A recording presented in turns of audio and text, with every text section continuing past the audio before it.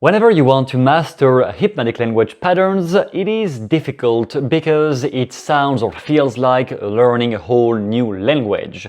At least it is the objection I received many times whenever I was teaching those skills directly. People just said it is too confusing, there's way too much to learn, and I never know where to start.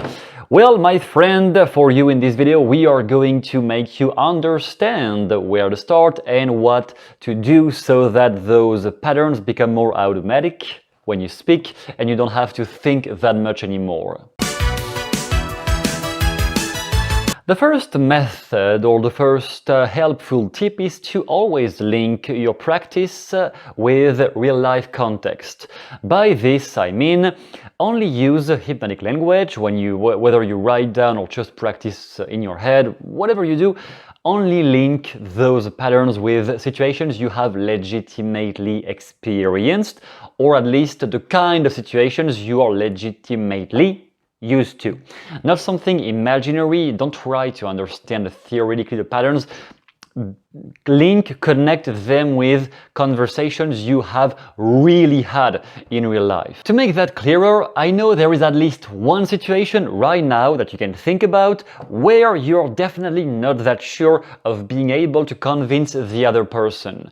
Whatever it is, it may be in your job, it may be with clients if you are a coach or anything, it can be in a dating context, it can be with your friends, whatever it is, there is, I know, don't lie, there is one situation where you know you wouldn't have the edge, you wouldn't get the edge in this conversation, you would not be able to convince that person about any topic. If you have trouble finding some examples, just think about politics. That's the best example ever.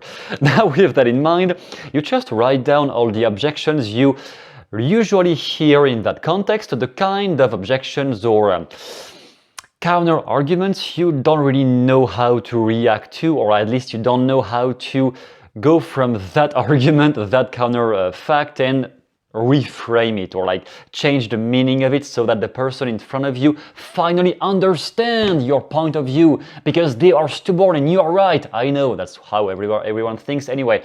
Basically, you just write down all the things you don't know how to respond to in that type of conversation you really know in your real life, not just something you imagine, but something you have legitimately known, and you write down the things you can't respond to. Then with that list of objections, counter-arguments, the things you don't know how to react to, how to respond to, you go in the traditional books, whether you know some sources or just on the internet.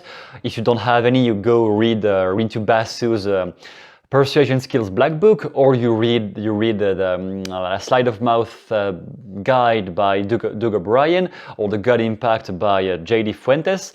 You just take one of those, or any other you like, and you go through all the patterns one by one, or Dentalium Jones, stuff like that.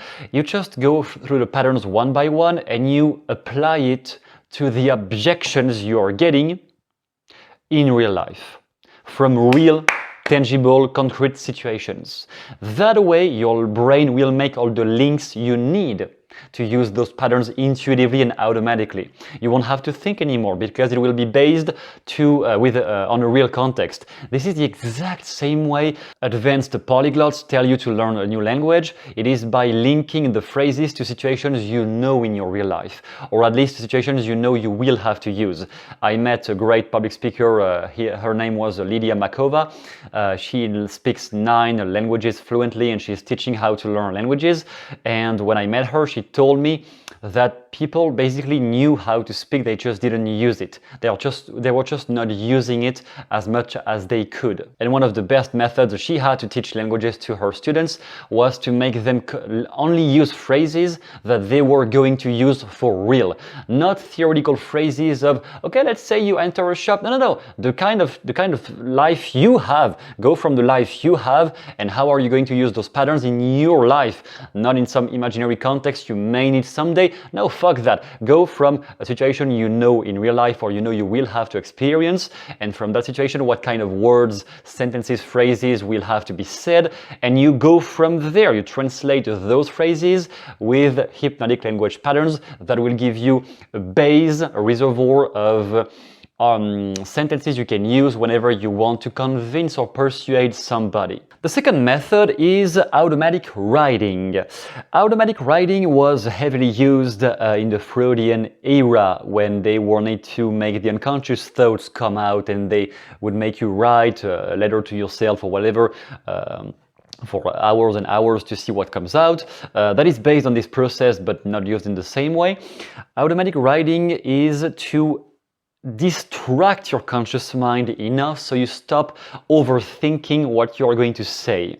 Again, one of the biggest pitfalls is paralysis through analysis. If you just think too much about what to say, those fucking words will never come out of your mouth. Never. They will just stay stuck in the back of your head.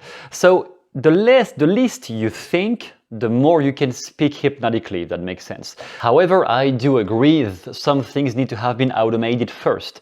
So at first, you can use that writing method to write for as long as possible an induction. Let's say you want to get somebody into a trance, at least on the script, or you just describe a state, the state of falling in love, the state of being excited about buying a product, all the traditional contexts in which you may use the hypnotic language. You just take one type of state you might need to use in your daily life, and you describe that state with hypnotic words, like when you realize how delighted your family will be as you drive them in your new car, sir.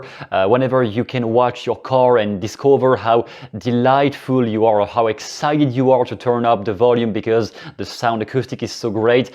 Whatever, it doesn't need to be clever, it doesn't need to make sense. Just write for as long as possible. It will help you connect the dots and disconnect the conscious mind from overanalyzing everything you say.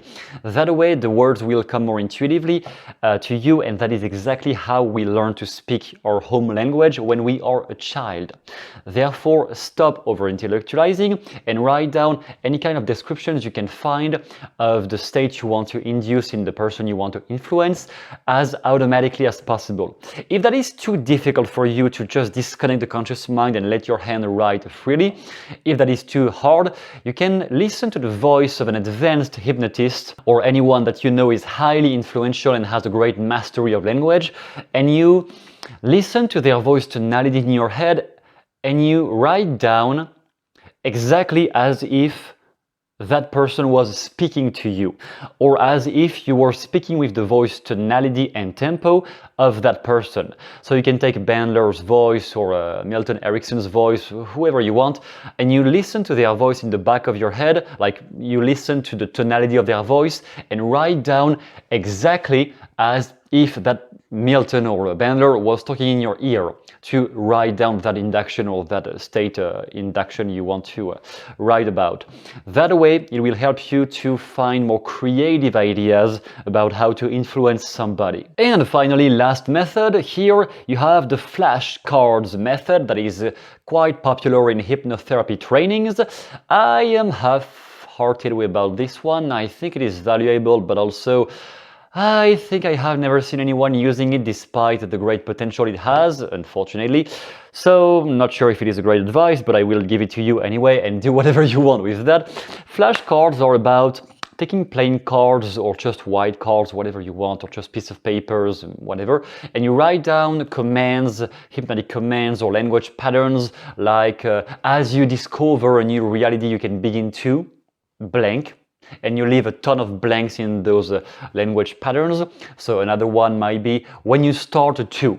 When you start to, and that is an activation verb, start to, and you will have, as you draw that card out of the deck and put it on the table, you will have to complete that language pattern with whatever spontaneously comes to your mind about the topic at hand. So usually this is something done with a partner, with somebody else who is practicing with you, and in turn you are drawing a card from the deck and you have to keep the conversation going with whatever comes out on the next card. So it might say, when you start to, okay, Johnny, when you start to get deeper into a trance, and Johnny is drawing a card and he sees that the card says something like, you get deeper and deeper into, that is another language pattern, deeper and deeper into, and he will complete by, and you get deeper and deeper into a state of comfort that you have never experienced before or seldom experienced. Cool, another card. That is a game to play with a friend or just with yourself, improvising like this, how to speak hypnotically with cards one by one, with various language patterns. And the best way of using that, I would say, is to, again, use a topic you experience in real life. So you take the one topic in your life right now that you have the most challenge, the biggest amount of challenge to argue into.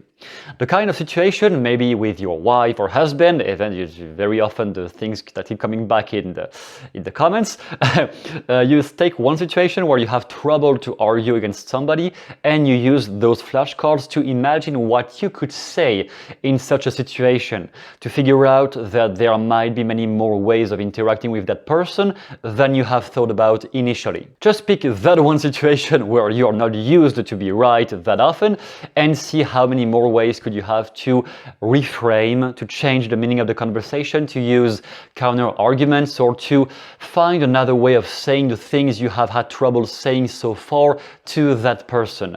That will definitely improve your communication skills, to say the least. And with that in mind, I will leave you with a small document for free in the description called The 7 Steps to Master Sleight of Mouth. It is something I wrote about 1 year ago that will help you to develop the right mental abilities to always improvise the right patterns so that you can reframe any kind of belief whenever you need it. Keep that in mind, go practicing more often because I am watching you over your shoulder, and see you soon in the next video. Thank you for listening.